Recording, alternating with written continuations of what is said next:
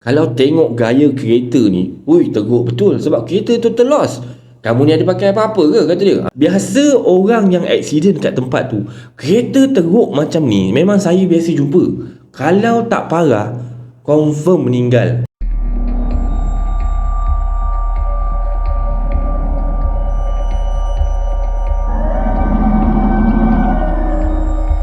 Assalamualaikum warahmatullahi wabarakatuh dan salam sejahtera kepada anda semua. Selamat datang ke channel Kisah Seram Malaysia dan diharapkan anda semua sihat-sihat belaka lah hendaknya, ya, insya-Allah. Semua kisah-kisah yang saya akan ceritakan kat sini pada hari ini anggaplah sebagai satu hiburan sahaja. Jangan terlampau taksub ataupun terikut-ikut, ya.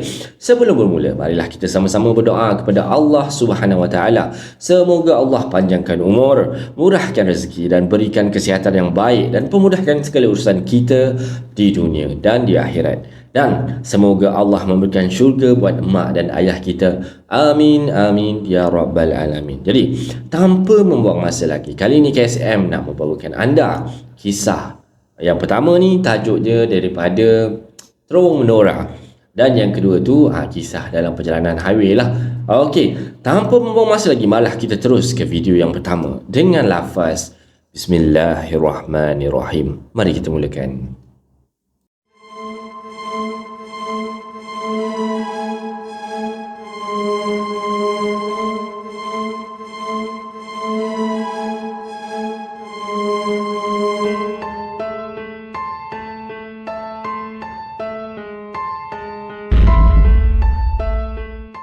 Baiklah, okey, untuk kisah yang pertama ni, macam KSM cakapkan tadi, kisah dia pasal kisah Terowong Menora. Jadi tanpa buang masa, kita teruskan.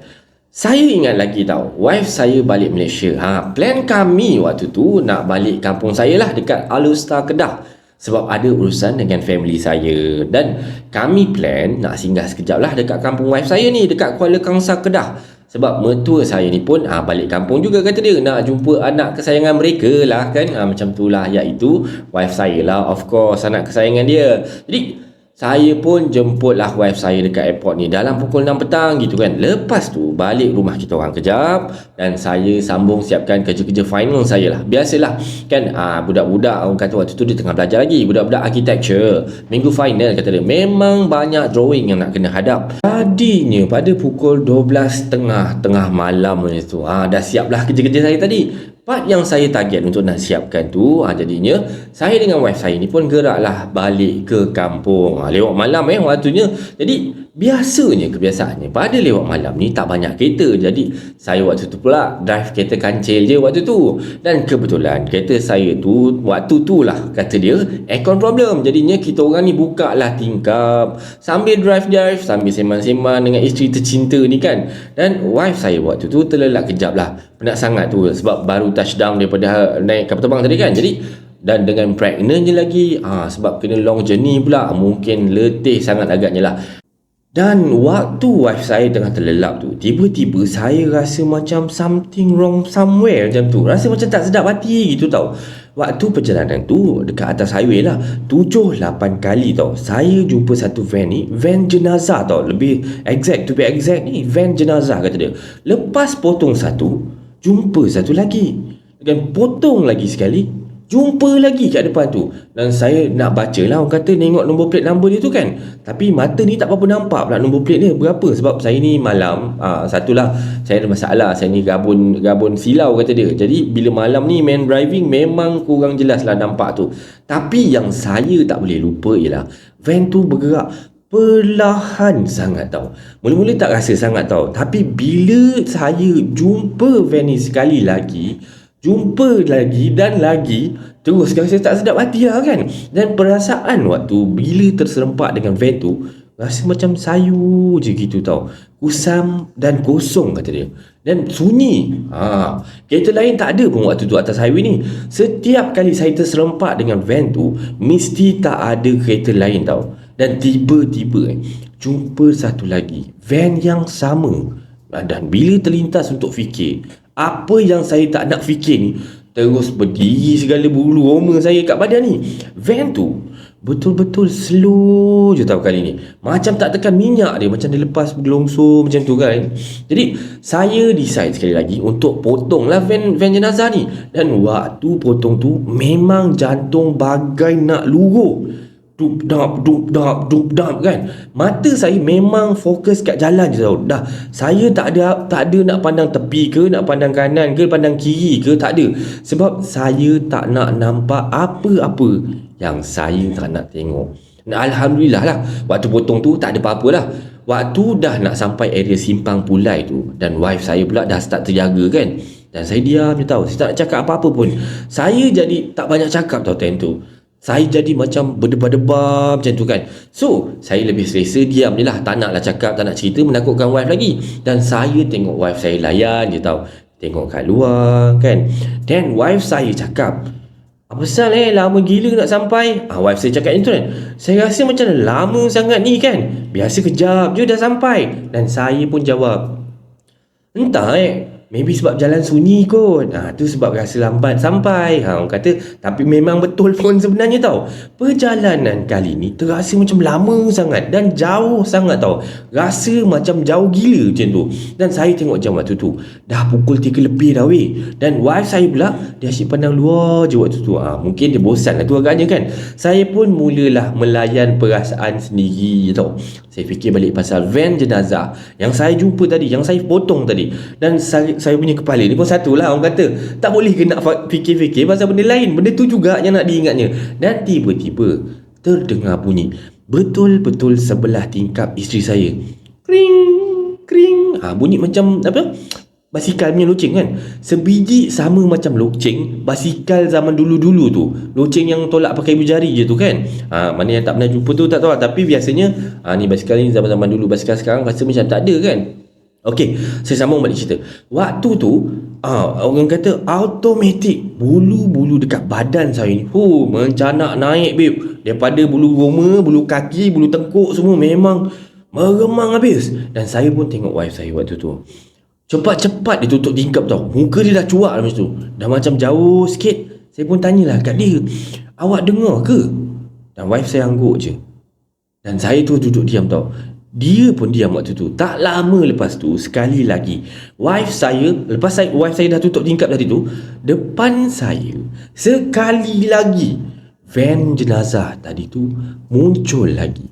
Van yang sama, warna sama, corak sama. Saya perasan lah semua sama.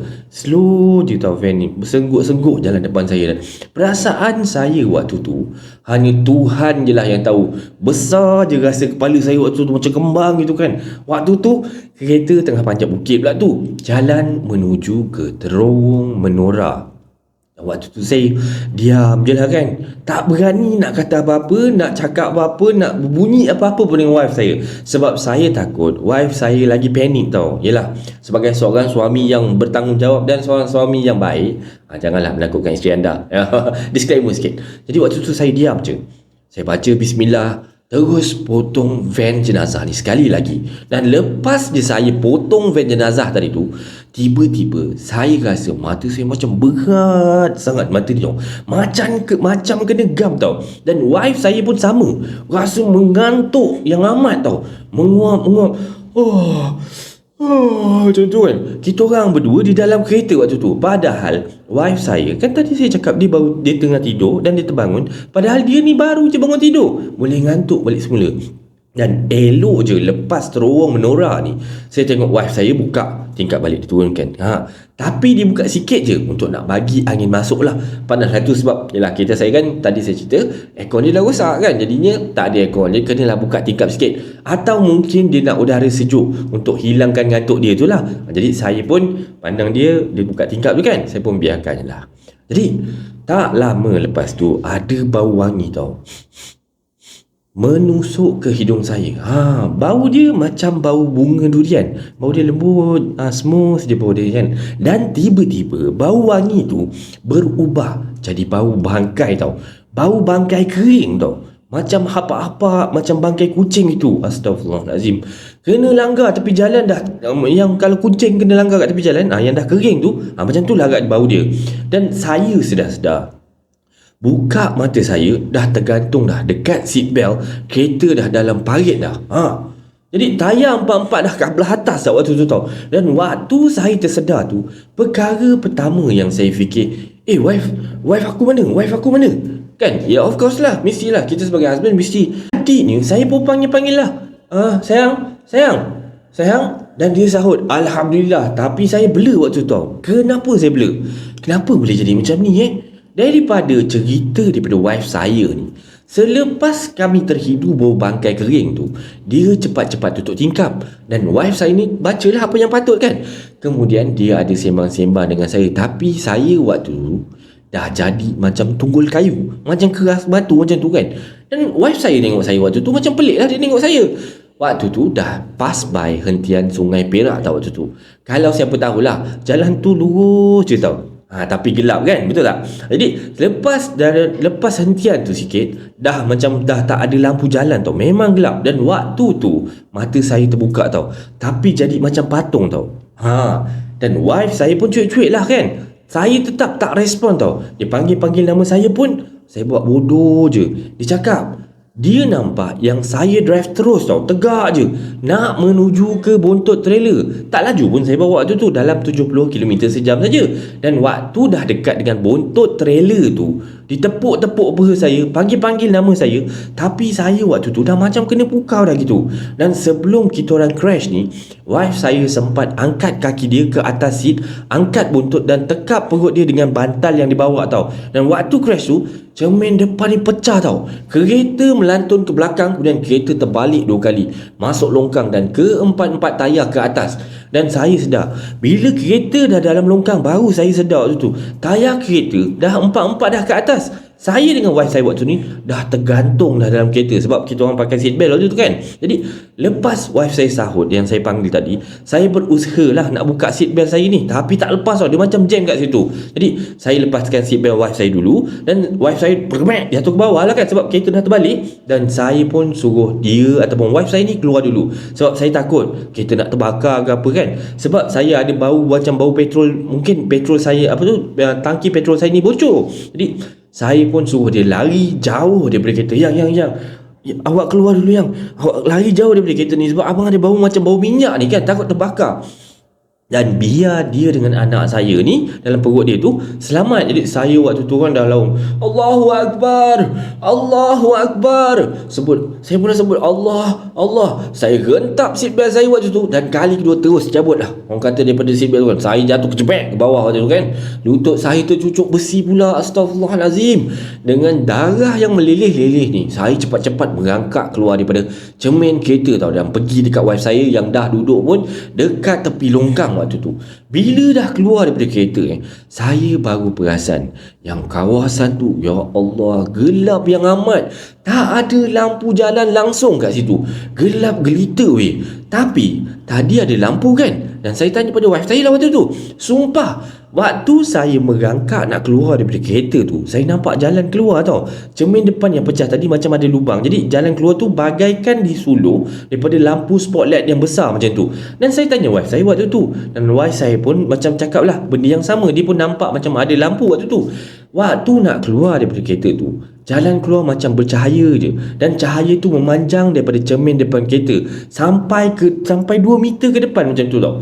Tapi sekarang kereta kami yang terbalik ni, saya pun tak nampak dah, sebab terlalu gelap. Maksudnya langsung tak ada sumber cahaya lampu. Waktu tu, ya Allah, tolong kami ya Allah. Dan mungkinlah Allah yang tolong kami. Alhamdulillah, saya dengan wife saya waktu tu dengan anak yang baru 11 minggu dalam kandungan selamat, Alhamdulillah. Tapi kereta saya total loss weh. Inspektor polis yang saya jumpa selepas buat report pagi tu pun terkejut tengok saya dengan wife saya hanya luka-luka ringan. Dia cakap kalau tengok gaya kereta ni, teruk betul, sebab kereta total loss. Kamu ni ada pakai apa-apa ke? Kata dia. Dia pakai ilmu kebal ke, ilmu pendinding ke? Dia tanya kat saya tau. Biasa orang yang aksiden kat tempat tu, kereta teruk macam ni memang saya biasa jumpa. Kalau tak parah, confirm meninggal. Sebab kereta tu hancur. Jadi kata dia, waktu saya dengar tu, tak kedu saya kan. Dan Alhamdulillah, saya dengan wife saya selamat. Cuma Wife saya seminggu lepas kejadian tu, dia nampak macam tak tentu perasaan dia tau. Macam tak tentu arah gitu. Asyik teringat-ingat untuk pergi ke tempat aksiden tu. Hari-hari tau. Dia cerita, cakap pasal tempat aksiden tu. Macam-macam dia buat tau untuk nak pergi ke situ. Macam-macam alasan yang dia berikan pada saya untuk dia nak pergi kat situ tau. Dia rasa macam diseru-seru tau. Rasa macam ada barang-barang yang dia tertinggal lah kat situ. Nak kutip kesepihan kereta lah kata dia. Macam-macam lah. Dia bangun termenung tengah-tengah malam. Dia minta kat saya, Bang, yang jom bang kita pergi tempat yang kita aksiden tu. Pagi tengah-tengah malam buta bangun tidur, semata-mata kejut saya ni untuk ajak saya nak pergi tempat yang kita orang aksiden tu. Dan saya pula yang tengok bini saya ni jadi seram dah jadinya. Malam-malam duduk bersila dekat atas katil kan.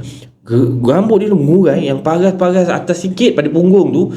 Usap-usap dia main-main rambut tau. Dalam keadaan gelap, termenung gitu. Mana tak seram babe, kalau aku seram kan. Kadang-kadang dia diam je gitu tau. Ada masa dia menangis sendiri. Dan kesudahannya, mertua saya bawalah isteri saya ni balik kampung untuk berubat katanya. Orang yang ubat wife saya ni kata waktu kejadian hari tu ada benda yang ikut kata dia. Benda tu aim saya dengan wife saya. Dia nak 2 nyawa patutnya. Tapi dia tak tahulah malam tu sebenarnya dalam kereta tu ada 3 nyawa. Jadinya benda tu macam menyuluh lah juga kan. Sebab wife saya ni macam tengah lemah lah Yelah of course tengah mengandung kan. Lepas berubat pun wife saya masih cakap tau, masih rasa lagi macam terpanggil-panggil. Tapi tak sekuat dululah, tak sekuat mula-mula dulu. Dan genaplah 2 minggu selepas kejadian tu, 2 beranak meninggal dekat tempat kejadian tu. Jalan yang sama, kilometer yang berbeza. Saya di kilometer 27 dan aksiden yang baru terjadi tu di kilometer 24 macam tu. Kalau tak salah lah saya pun tak berapa ingat kata dia. Bapa dengan anak lelaki dia Cina kereta Mercedes. Dan lepas pada tu wife saya dah okey dah, tak ada sebut-sebut lagi pasal tempat tu lagi. Apa kaitannya? Wallahu a'lam bissawab. Pesan saya kalau boleh elakkan lalu jalan tu waktu malam di atas jam 12 lah. Kalau boleh elak lah kan, bahaya. Baca doa, baca ayat kursi sebelum mulakan drive dan sentiasa pakai seat belt. Dan cerita kali ini mungkin tak ada seramnya ataupun kurang seramnya sebab tak nampak apa-apa, tak ada hantu, tak ada orang kata pontianak terbang-terbang ngilai-ngilai kan. Tapi cukup trauma bagi saya dengan keluarga saya kata dia. Ini adalah kisah yang pertama. Macam mana kisah dia? Okey tak? Menarik tak? Harap anda enjoy dengan kisah-kisah yang begini. Okey, abang nak sambung dengan kisah yang kedua. So korang stay tune and enjoy.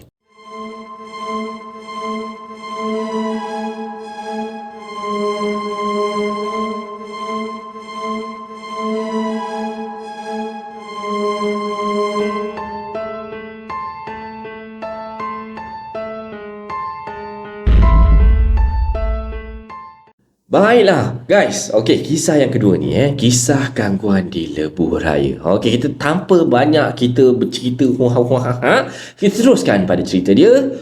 Mulakan macam ni. Dan pada suatu hari tu saya pergi ke pantai lah. Orang kata nak minum air kelapa pok ni kata dia, yang meniaga kat tepi jalan depan sekolah menengah. Tak berapa lama saya kat situ. Duduk minum air kelapa gitu kan. Saya pun ternampaklah kelibat Wadi. Wadi ni mungkin kawan dia lah. Dia ni balik kampung tak beritahu aku pun kata dia. Soal hati saya lah dalam tu waktu sendiri-sendiri saya. Jadi Wadi pun melangkah mendekati gerai pok ni lah. Dan dia tak perasan yang saya duduk kat lepak kat situ, dekat bahagian belakang gerai tu waktu tu. Saya pun lambai-lambaikan tangan lah. Weh, Wadi. Dia terjenguk-jenguk jugalah kan. Barangkali terfikir, siapalah yang lambai-lambai tangan kat dia agaknya kan. Maklumlah lama tak jumpa. Jadi kalau berborak-borak pun hanya dalam telefon. Jadi saya pun betulkan kedudukan kacamata saya, lalu bangun daripada tempat duduk. Dan Pok ni pula sibuk bakar sate waktu tu. Kau balik tak beritahu aku kan. Jadi soal saya pula pergi dekat sebelah dia selepas bersalaman. Dia pun cakap lah, balik pun cuma kejap je ni, ada urusan keluarga kata dia. Jadi saya pun tanyalah isteri dengan anak-anaknya kat mana. Lalu jawab dia, adalah kat pantai tu kan. Jadi biasalah, borak-borak biasa kan. Jadi kami pun bertanya-tanya khabar. Dan dalam-dalam tu juga saya pun selitlah soalan-soalan dekat dia kan. Tak ada cerita seram ke nak share kat saya kata dia. Jadinya alang-alang saya dah tanya tu, dia pun beritahu ada kata dia. Jadi katanya masa dia dalam perjalanan pulang ataupun nak balik ke kampung ni, tayar kereta dia pancit dekat atas highway. Jadi terpaksalah dia berhenti dekat bahu jalan untuk gantikan tayar dia yang pancit tu. Dan masa tayar kereta dia pancit ni adalah waktu tengah-tengah malam buta tau. Jadi anak dengan isteri dia semualah dah tidur dalam kereta. Dan ketika itu muncullah kereta tu dipandu dalam keadaan yang berhati-hati. Kalau dibuatnya tayar meletup, time sedang memandu dengan laju, boleh terbabas, boleh naas, boleh innalillahi wa innalillahi raji'un kata dia kan. Jadi mulanya cuak jugalah nak keluar daripada perut kereta ni. Tapi kalau tak digantikan dengan tayar spare, nanti dia tak ke mana-mana lah jawabnya, tersadai lah kat situ kan. Jadi mahu ataupun tidak, kenalah juga gantikan. Jadi dia malas nak bangunkan isteri dia, ialah tak nak mengganggu kan, tak nak mengganggu ke isteri dia yang tengah tidur, mungkin penat sangat. Jadi dia pun dengan memberanikan diri lah, pergilah turun kan.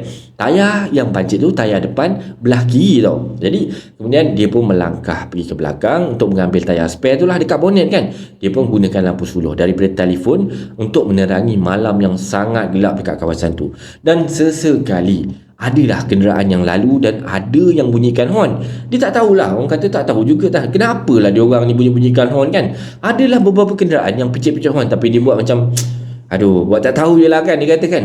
Dan selepas tu, dalam proses dia nak menggantikan tayar tu, tiba-tiba kata dia, bulu roma dia rasa macam meremang tau. Yelah, mula-mula dia tak rasa apa-apa, dia pun tak fikirkan apa-apa. Dan tiba-tiba bila rasa bulu roma ni meremang dengan tak semena-mena, dia cubalah lawan perasaan tu kan. Cuba berhusnuzon, cuba berzikir macam tu kan. Dan buat-buat selamalah sambil berkata dalam hati ni kan, aku tak kacau kau, kau janganlah kacau aku kan. Jadinya dia pun cepat-cepatlah cuba nak tukar tayar ni, buat saya tekan secepat mungkin. Dan kemudian dia dengar tau suara isteri dia daripada belakang dia. Kenapa abang tak kejutkan saya? Dan Wadi waktu tu dah terpaku tau. Sambil dia menoleh, memang itu sah isteri dia. Dia pandang ke belakang kan. Kemudian dia pula suluh pula ke bahagian depan. Sebab waktu ni Wadi ada dekat bonet belakang kereta. Dia nak simpan tayar ke nak ambil parts barang untuk kat belakang tu, nak gantikan tayar tu. Yang suara tu datang dari belakang. Jadi dia pandang belakang, ya betul, memang isteri dia. Dan bila dia suluh ke bahagian hadapan kereta dan tengok kat dalam kereta, lalu dia nampak bahawa isteri dia ada dekat depan tu, tengah nyenyak tidur. Jadi yang kat belakang itu siapa? Dan dia pun waktu tu apa lagi, menggigil lah. Orang memang menggeletar dah, dengan gemuruhnya nak cepat-cepat pergi je dari situ selepas siapkan ganti tayar tu. Rasa macam nak demam katanya. Dibuatnya kena gangguan di lebuh raya. Dan Wadi sendiri tidak mengetahui apakah benda yang telah menyerupai isteri dia.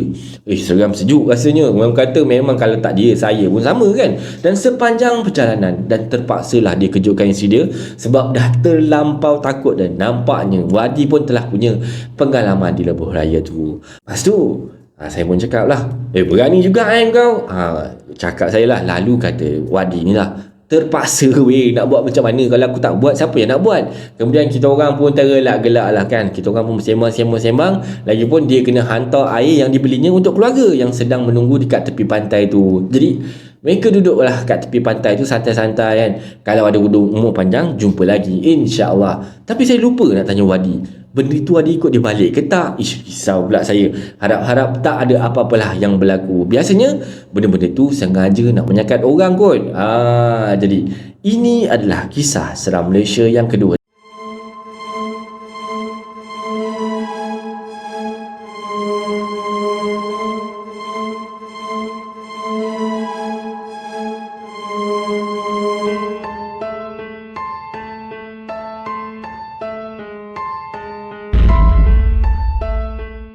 Baiklah guys, kisah dia agak pendek sikit, tapi ada diselitkan dengan orang kata apa, pesanan-pesanan yang baik lah untuk kita semua. Jadi ada moral of the story lah, macam tu lebih kurang. Jadi tanpa membuang masa, mari kita teruskan dengan hujung minggu tu. Saya balik kampung mak ayah saya lah, di selatan tanah air dekat Mersing itu. Dan jarak perjalanan tu lebih kurang 4 jam setengah je macam tu, daripada rumah sewa saya ni dekat daerah Selangor kata dia. Tepat jam 5 petang, saya pun punch card cepat-cepat dan terus gerak balik ke kampung. Saya seorang je waktu tu, dan saya memandu kereta kecil. Kereta Pro 2 yang dah tak ada lagi keluaran lagi kata dia. Beli pun second hand je. So dalam perjalanan lalu lebuh raya utara selatan daripada Nilai tu, saya pun berhentilah dekat perhentian Paguh lebih kurang pukul 8 malam untuk nak isi minyak kereta, beli air kopi dan juga roti. Kononnya untuk nak ngunyah-ngunyah lah, ngonyel-ngonyel untuk menghilangkan ngantuk dengan alas perut, kata dia. Sambil tu, pergilah surau kejap untuk nak solat. Solat jamak lah, siap-siap, kata dia kan.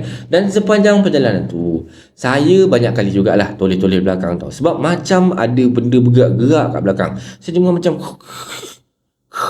macam tu lah kat belakang. Tapi tak ada pun, orang kata tak ada apa-apa pun dekat tempat duduk belakang tu. Jadi beg-beg semua saya dah letak dalam bonet. Maksudnya dekat tempat belakang, seat belakang ni tak ada apa barang pun. Jadi saya pun berhusnuzon, fikirlah mungkinlah beg-beg kat dalam bonet tu tergolek-golek ke apa kat situ. Jadi saya dengarlah bunyi tu. Entahlah, perasaan saya je kot, orang kata nak menyendapkan hati. Jadi saya pun teruskan pemanduan sambil memasang lagu-lagu ataupun dengar-dengar lagu-lagu dekat radio. Sampai keluar tol air hitam tu, saya singgah tepi jap. Orang kata pergi toilet, lepaskan hajat apa yang patut. Sebab saya tahu dari perjalanan ni, daripada Keluang nak ke Mersing ni, langsung tak ada perhentian dah. Memang sepanjang jalan tu dah start hutan je kiri kanan jalan tau. Jadi dengan lafaz Bismillahirrahmanirrahim, saya pun teruskan perjalanan dan pemanduan saya ni.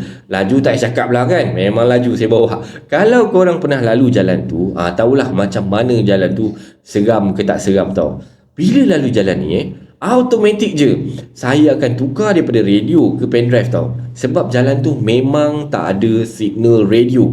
Sampai dekat Kahang ni, boleh pula radio dah tak keluar bunyi langsung tau. Saya dah ketuk-ketuk lah, padahal dah tak pasang radio ni, kita pasang pendrive tadi, tapi dah tak keluar bunyi langsung. Memang masalah. Saya pun dah sampai ketuk-ketuk radio tu, tak berbunyi juga tau. Okey, tak apa, saya pun perlahankan kereta, capai handphone, lepas tu mainkan surah Yasin tau. Itulah peneman saya sampai ke Feldanita.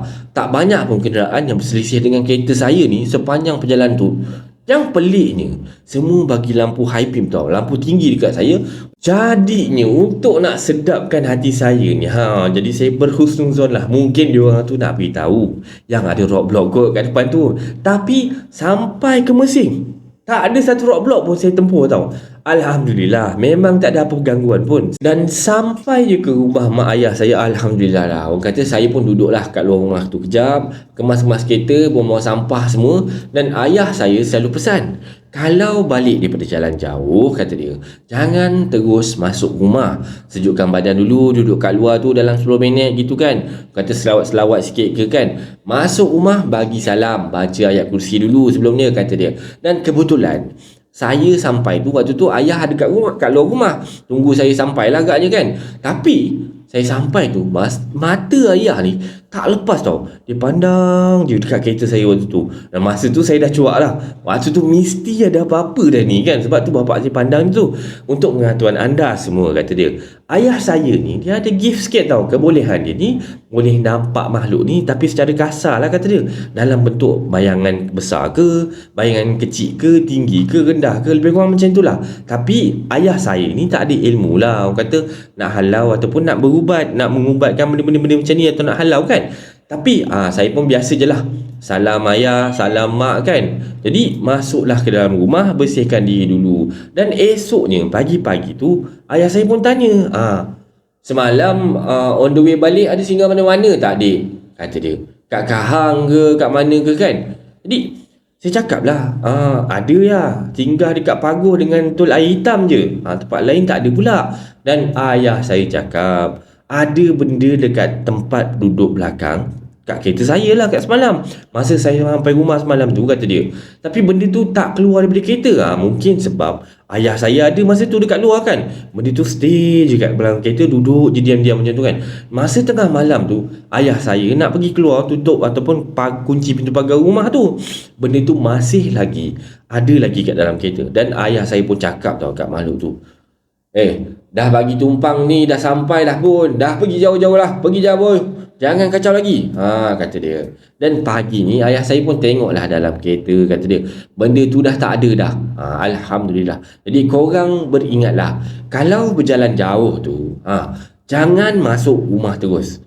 Duduk kat luar dulu, relax-relax, ambil angin 10 minit macam tu kan. Bacalah apa-apa yang patut, sebab kita tak tahu tau ada benda yang menumpang ataupun tidak. Lagi-lagilah kalau dalam rumah tu ada anak kecil, lagilah korang kena berhati-hati kalau nak masuk dalam rumah sedadak jalan jauh ni. Memanglah orang kata orang zaman ataupun anak muda zaman sekarang ni tak percaya dengan benda tu, mengarut katanya kan. Tapi apa salahnya kita dengar nasihat orang-orang yang lebih tua. Selagi benda tu tak bercanggah dengan ajaran agama Islam kita ikutlah. Wallahu a'lam bissawab. Dan saya harap anda enjoy dengan kisah seram kali ini. Macam mana anda rasa dengan kisah-kisah seram yang saya bawakan untuk anda hari ini? Harap anda enjoy dengan kisah-kisah begini. Kalau anda enjoy, bantulah saya dengan subscribe ke channel ini. Baiklah, sebarang komen, like dan share daripada anda semua amat-amatlah dihargai. Dan terima kasih pada yang dah sudi subscribe di channel Kisah Seram Malaysia ni. Dan yang masih belum tu, bantulah saya dengan menekan butang subscribe tu, like dan sharekan video ini kepada kawan-kawan anda. Sokongan daripada anda semua adalah ibarat pembakar semangat buat saya untuk teruskan berkarya, agar saya terus berusaha untuk membuat banyak video-video yang baik, yang menarik dan berkualiti untuk anda semua tonton, insya-Allah. Yang baik tu datang daripada Allah Subhanahu Wa Taala dan yang buruk tu datang daripada kelemahan diri saya sendiri. Saya akhiri kisah seram Malaysia pada kali ini dengan lafaz Assalamualaikum warahmatullahi wabarakatuh.